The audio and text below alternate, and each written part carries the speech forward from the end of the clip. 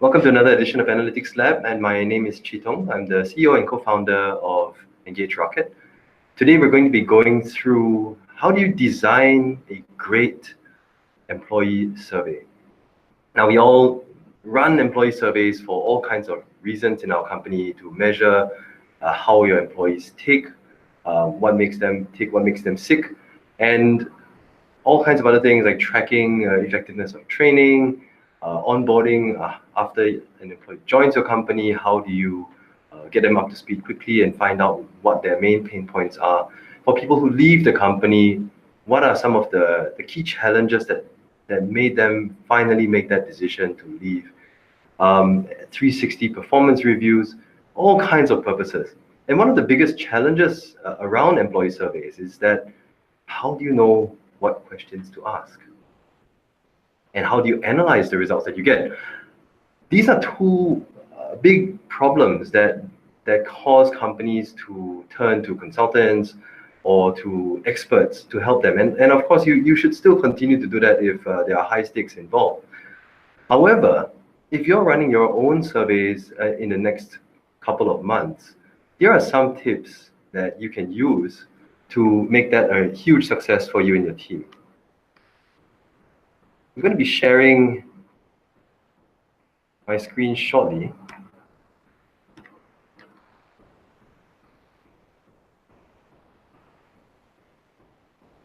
And so over the next 35 to 40 minutes, we're going to be going through step by step. How do you go about designing a great employee survey?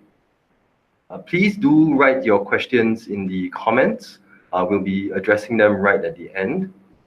And if you have anything that you want to ask specifically around EngageRocket, also please feel free to do so. We'll be happy to address those. EngageRocket is a company whose mission is to build better workplaces using people analytics. To date, we have worked with more than 30,000 users across 13 markets in 20 different industries, analyzing upwards of 500,000 responses. And we've been featured in quite a number of different outlets. We've been had the privilege of getting quite a lot of press written about us, mainly because of how much this mission has resonated with the public. We spend more than half our waking lives at work, and it would be great if leaders and bosses everywhere were using data to help improve our lives at work. And I'm Chitong, I'm co-founder and CEO. And I formerly, before joining EngageRocket, together with my co-founder Dorothy, we were the regional leadership team of Gallup, the American research and consulting company, having run more than 10 million survey responses across the Asia-Pacific region. And with all of that data and experience and insight, we've distilled some of the key learnings into these few principles that I'm going to be going through very shortly. So how do you design great employee surveys? There are 4 steps to it, and we call this a DART process, D-A-R-T process. D starts with defining or refining the outcome. Why this is really important is because sometimes it's very tempting to dive straight into running employee surveys with a very vague idea of what it is that we want to get out of them. But if we take the time to define these outcomes well, we're setting ourselves up for success. The A in DART is articulating the questions. So once we've defined the outcome, we are then in a better position to be able to articulate what questions it is that we want to ask. We're going to be going into a lot of detail into what kind of questions are good to ask and what we should try to avoid.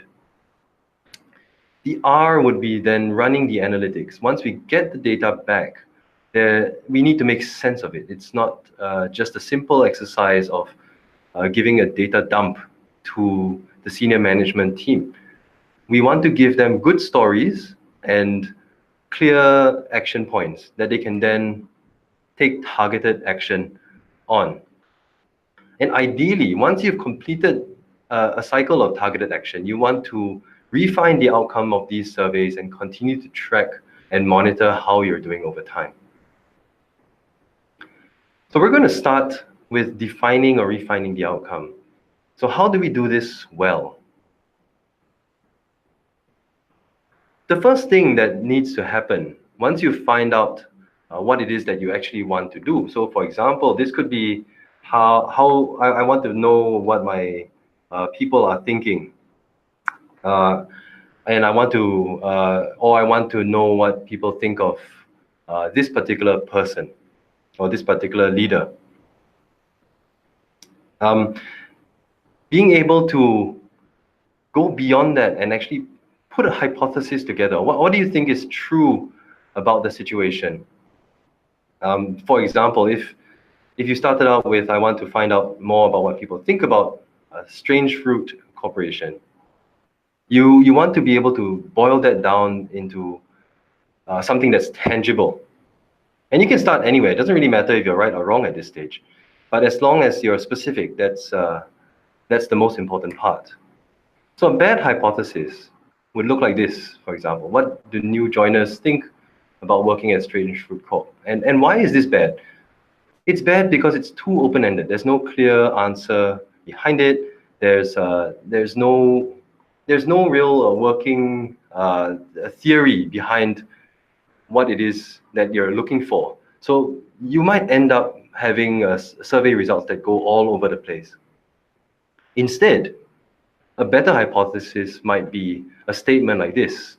People leave Strange Fruit Corp in the first 90 days if they are not successfully engaged by their hiring manager. So with a hypothesis like this, it's much easier to focus your questions and the survey around this specific theory to prove or disprove what you're hypothesizing. So here are some elements of a good hypothesis. Number one, the hypothesis is not the research question. Remember, the research question is what do people think in the first 90 days after joining Strange Fruit? The hypothesis is a refinement of the research question. Secondly, it's a statement. It is typically not a question. The reason it is a statement is because you want to be able to say yes or no to this, ideally. Now, you want clear language that has very clearly identified variables that need testing. So in this case, we are clearly focusing on people who leave Strange Fruit. We are clearly also focusing on people who leave Strange Fruit in the first 90 days after hiring. We are also focusing on their levels of engagement and specifically their relationship with their hiring manager. So why this is important is that this makes the hypothesis extremely testable. So this is number 4. Once you can give a response to this hypothesis, whether it is validated or invalidated, you then have good actionable data with which to take further follow-up action.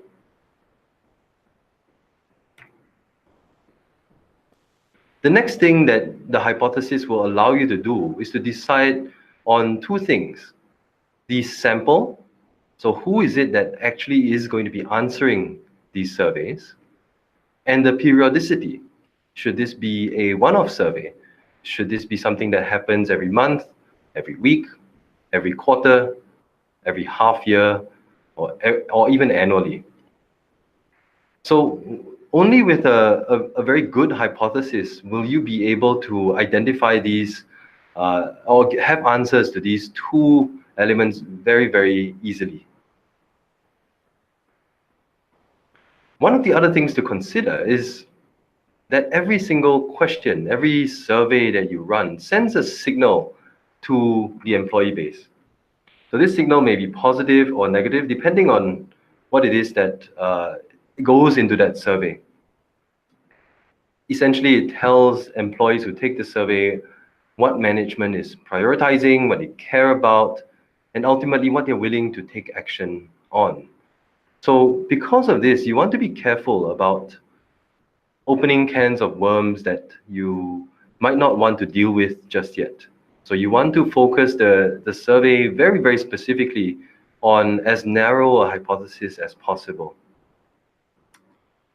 So once you've defined and refined the outcome, the next thing to do is to start articulating the questions. So here are a few general categories of questions that you might want to consider picking from. So you have to be clear whether the questions you're asking are going to be objective questions or subjective questions. So objective questions are about truth. So for example, I've attended a company town hall in the last 6 months. Yes or no? It's very clear this is a true or false question. You can't half attend a company town hall or sort of attend a company town hall. You either had or you hadn't. However, there are also questions that are valuable, that are subjective. And these are questions like, I trust my direct manager, and they typically have a response scale that would look like this, between strongly agree and strongly disagree. Now, the big difference here is that it's very easy to confuse what a survey can give you in terms of the truth or falsehood of an answer. For objective questions, it is possible for the survey respondent to lie. So if I had attended a company town hall, but I say, no, I did not, then there's no way to verify yes or no, except hopefully over the law of large numbers, you'll be able to weed out the small percentage of liars to that survey. However, when you're asking subjective questions, it's very difficult to determine if somebody is telling the truth or not. In fact, as a best practice within survey research, you have to assume that whatever self-reported answer that is given is an accurate reflection of what's going on in the psychology of that respondent. The reason we say this is because we typically get this question: how do you know if the survey results are true or not? And if your survey is comprised entirely of subjective questions, there is no real way to verify this, even with expensive fMRI tests and blood tests given to respondents. Whatever they say pretty much is whatever we have to take it for granted that they believe. Now, you can always apply statistics and post validation using objective metrics to validate against their answers. But for the purposes of the survey, we have to go with whatever it is that we get. The second type of different type of question that you could ask would be benchmark questions or customized questions. So in some cases, you might come across questions that have been asked across a large number of different respondents. For example, how likely are you to recommend Strange Fruit as a place to work to your friends and family? Now, this is the Employee Net Promoter Score question, and it has been asked across multiple different industries and companies around the world. So if you can get your hands on a benchmark, you'll be able to compare results from your company to what other companies have responded to for this specific question. The trick behind this is that that particular question needs to be asked and phrased exactly as has been phrased in other companies and across different surveys. And you have to ensure that the response scale is the same. So for companies like EngageRocket, where we do ask some of these questions across all of our customers, you can have some guarantee that there is a solid benchmark behind it. But if you're Googling for benchmarks, this may not always be the best way to get benchmarks of specific questions. Now, the second type of questions would be customized questions. So these are questions that are specific to your company's situation that you want to ask.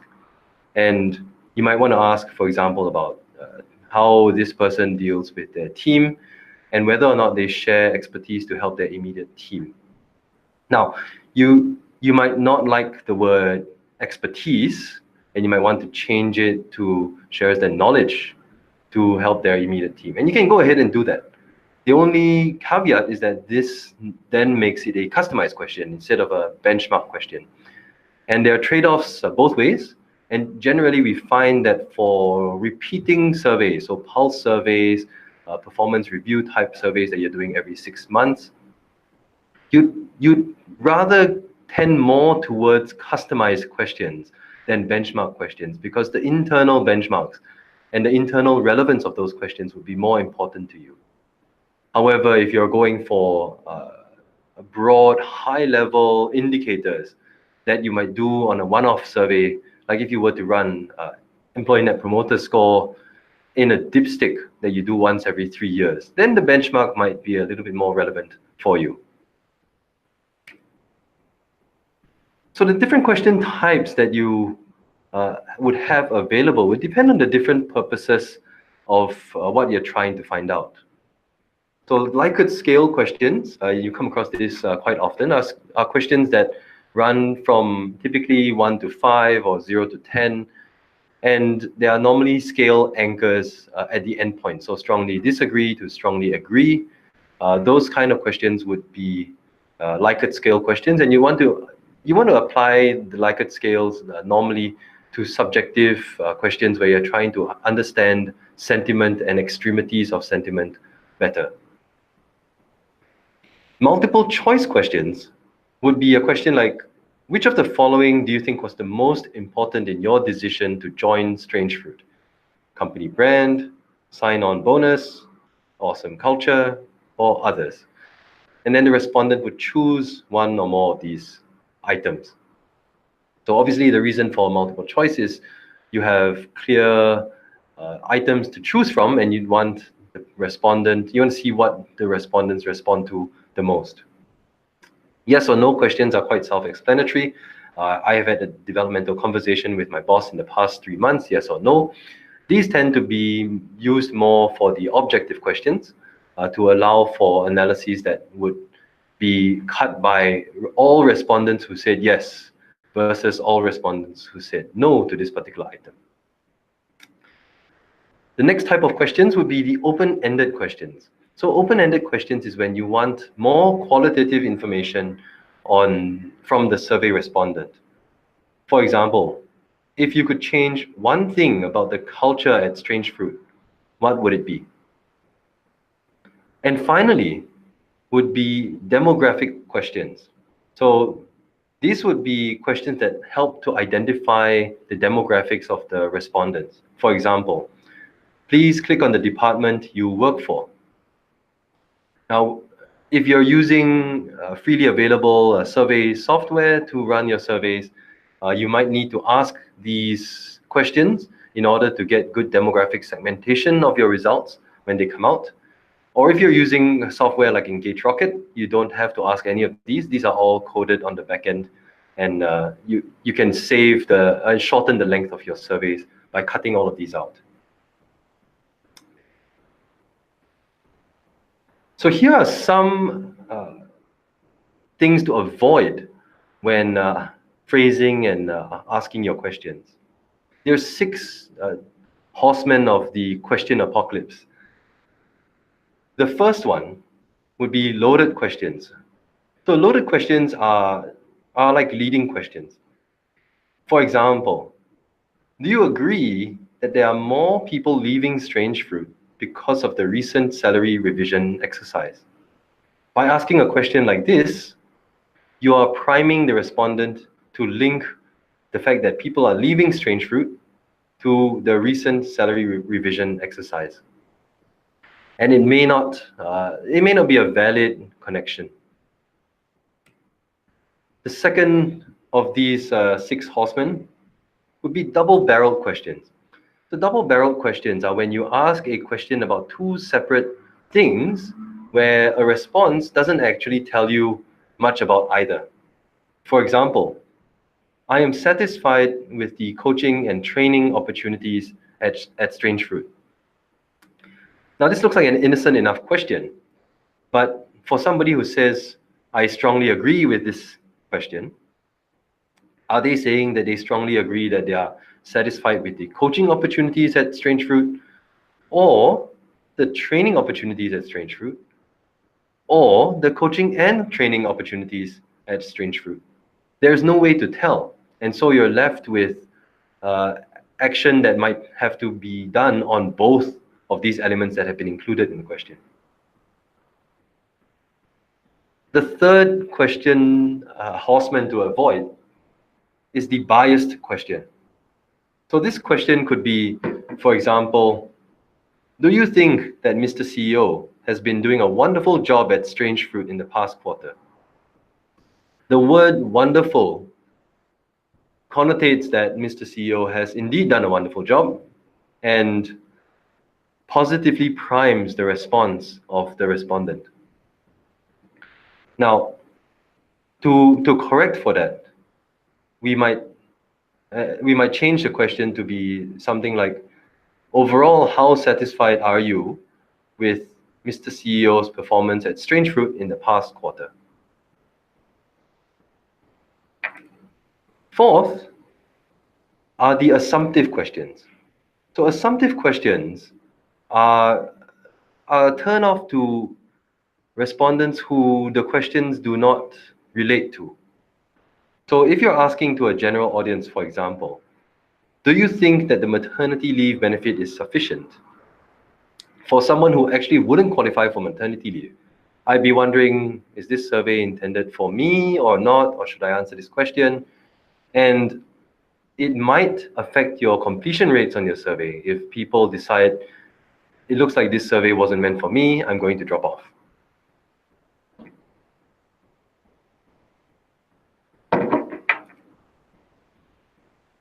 Next are questions that assume second-hand knowledge from the respondent.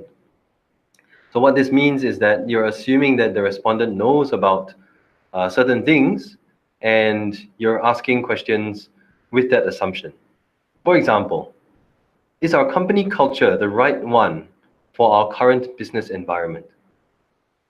So a question like this assumes many things of the respondent.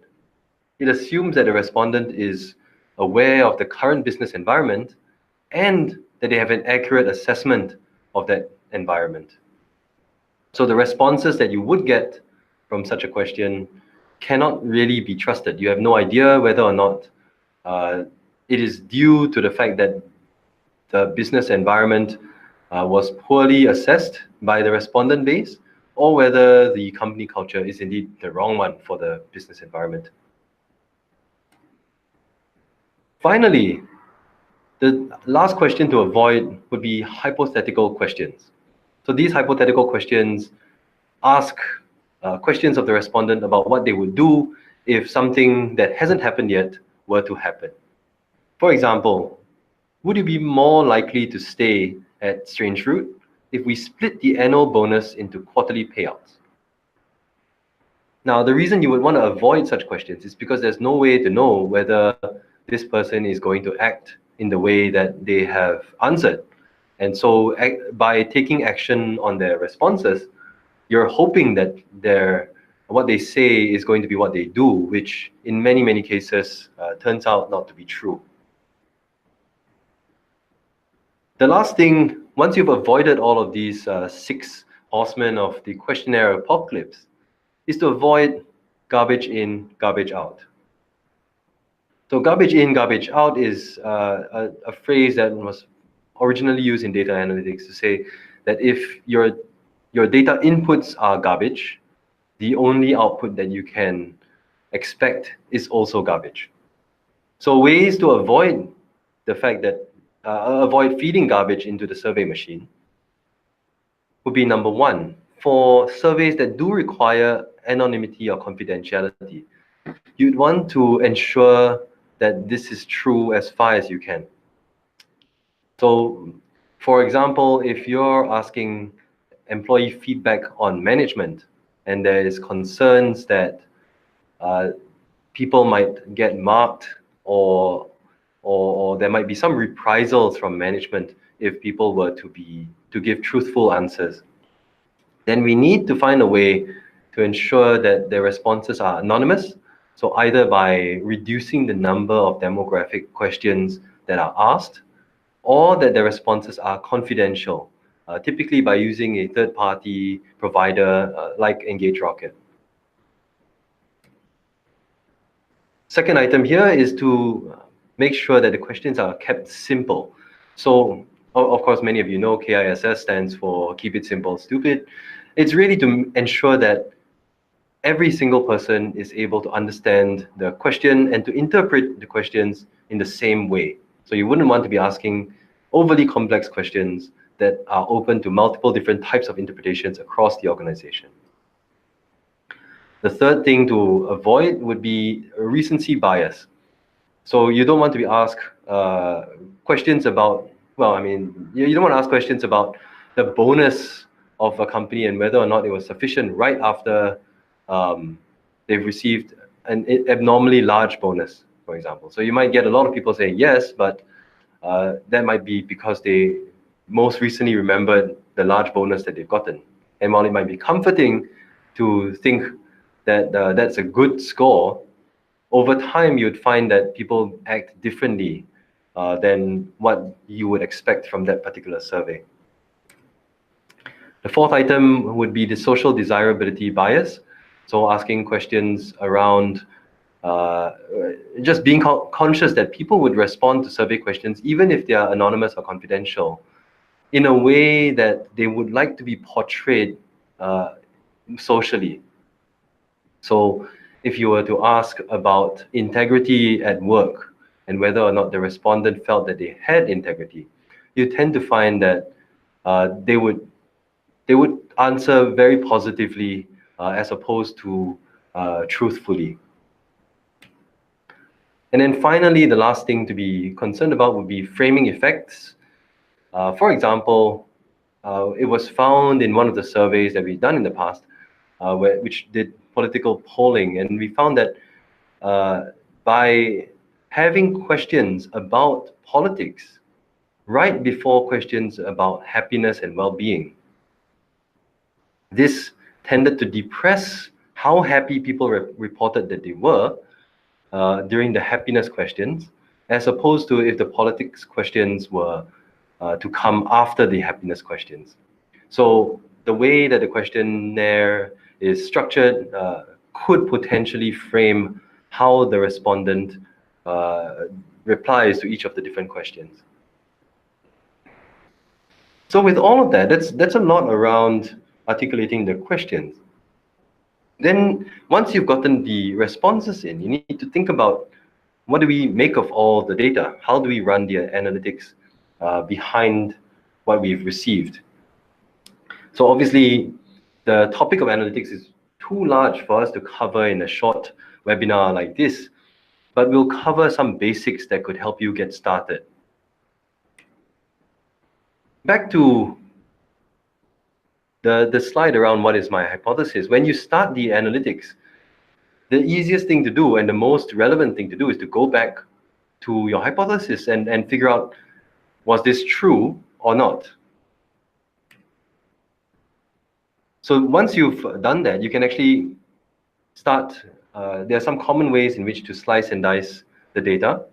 So you would, for example, look for positive trends or negative trends, or in some cases even certain anomalies for the surveys that you're doing regularly. What are some of the unusual changes in the data that you're seeing from this particular cycle? So you can do this quite quickly using an Excel spreadsheet, or if you want it to be done in real time for you, platforms like EngageRocket would be able to help. The next thing to do that is commonly done is to look at segmentation. So being able to identify how different employee segments have responded to the different items that you've asked is really critical to identify like where it is that you need to exert intervention effort.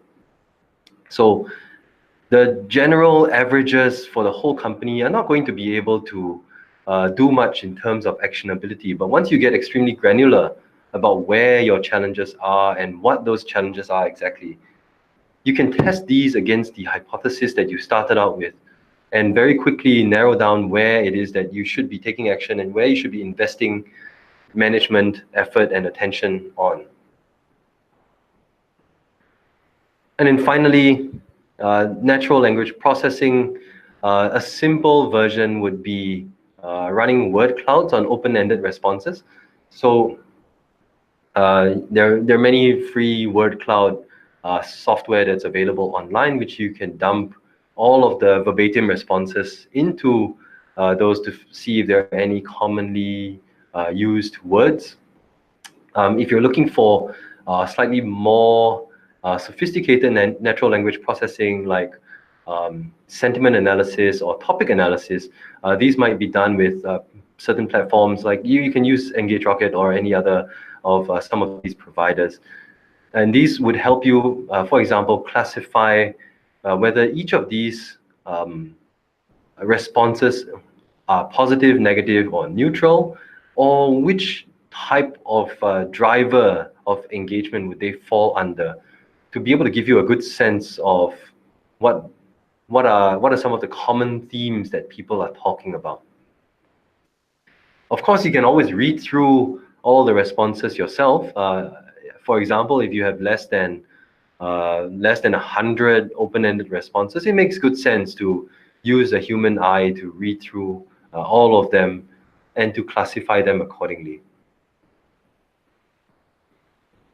Finally, you'd want to be looking at things that make a difference to objective business metrics, like, for example, talent attrition. So in this example, what you're seeing is the engagement score over time of a company that did pulse surveys, tracked on a monthly basis, correlated against the attrition of that company over time as well on a month-to-month basis. So very clearly from this correlation analysis, you'll be able to see that as the engagement score of, as the engagement of this particular company fell, the attrition rate and the rate at which they were losing their talent also increased. And this was, in this particular case, it was shown to be at a 79% Pearson's R. So you want to be able to do these correlation analyses to be able to identify what are some of the things that actually matter in the surveys that we're asking to the business. Now finally, after doing all of this work, you can finally get down to taking targeted action. Now this is going to differ depending on the nature of the survey you're running and the type of hypothesis that you've set up. But this would normally involve a certain amount of buy-in from managers, from business unit heads, and so on. And the great thing is, if you've been able to follow the steps through DAR and T, the buy-in process would not be difficult, because you'll have the hypothesis set up, you'll have the questions asked and the data to prove why it is that you need to take certain targeted action following the survey. Now, something that we get asked a lot at EngageRocket is, so how do you actually improve your participation rate? The average participation rate that we've seen across more than 30,000 respondents on EngageRocket's platform is 85 to 88%. And this is quite incredible to us. There's no incentives given. There's very little coercion that is given. But then how do you go about getting people to actually answer the surveys that you're asking? Because there's nothing worse than preparing everything and going to field with your surveys and coming back with a 10 or 20% response rate. So here are some best practices that we have encountered that we like to share, which you can use in your own surveys as well. The first of these would be communicating and following up on your survey. So obviously, even before you launch the survey, there should be some form of communication to all the respondents about why they're taking the survey and why it's important that you get their response. And most importantly, being able to frame for them what's in it for me. Why should I take this survey, take out 2 to 3 minutes of my day to give you my honest feedback? So this communication typically should come from as senior a level as possible. So if it's going to be a company-wide employee engagement survey, for example, this should come from the CEO or at the very least, the chief HR officer, to show and communicate the emphasis that the company is placing on how people feel engaged at work or not. Once that communication has gone out, you want to ensure that there are follow-ups and ways to close the loop. So while you're in the field, ensuring after the first invite email has gone out, you want to ensure that people who have not taken the surveys get reminders. It's very easy to miss the invitations in our busy inboxes. We get an average of 150 to 200 emails each every single day. So if this invitation came over email, it's possible that the respondent completely missed it. So this is where the reminders come in, and you can choose 2 or 3 reminders per survey, depending on how long the field period is and how important it is for you to get the data back from them. Ideally, you'd only send these reminders to people who have not taken the survey, so you don't end up spamming, especially senior management who might have already taken the survey and might be annoyed at getting reminders to take it. So some automated platforms would allow you to skip those who have already taken the surveys, like EngageRocket. Of course, communication and follow-up isn't just about the survey. Post-survey is extremely important for the results to be communicated to the necessary stakeholders. And in back to the employee engagement example, if this is done for the whole company, every single person that has responded to the survey should hear about the results and as quickly as possible. So this closes the communication and feedback loop, and also gives people an incentive to take the survey again, because there is a message sent to them that management has heard you, and this is what we've seen, and hopefully this is what we're intending to do. So it also gives a forum for management to explain or clarify what some of the doubts that have been expressed are, and it allows management to either commit to certain actions or to share why certain actions are not possible in the short term and what they are doing in the long run to take a look at addressing. So the other thing that we found to really improve response rates is the speed and relevance at which from which the data is communicated back to the respondents. So, for example, if you have a respondent who has responded to an open-ended question like IDGAF, as a manager, as a team manager, you want to be able to quickly clarify this and to let the person know that you've heard them. So platforms like EngageRocket will be able to provide the ability for managers to to anonymously clarify what it is that this person meant. So the respondent is able to reply to the manager in an anonymized environment that will allow the manager to quickly understand what it is exactly that they need to take action on. So by closing this loop very quickly and in an extremely relevant manner, response rates can be a lot higher because the individual employees will have faith that management is indeed listening and thinking about taking action.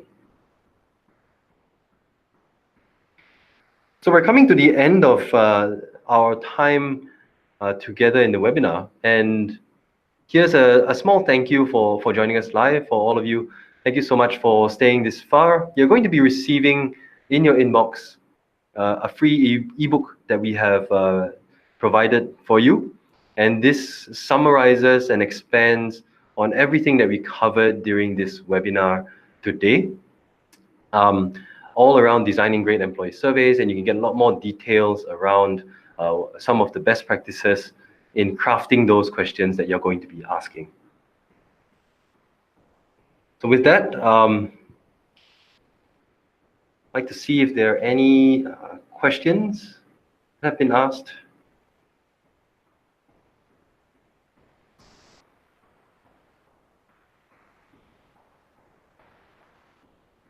If there are no questions so far, thank you very much for your time this afternoon. I thoroughly enjoyed it. And once again, my name is Chitong. I'm from EngageRocket. Thanks for listening. Bye-bye.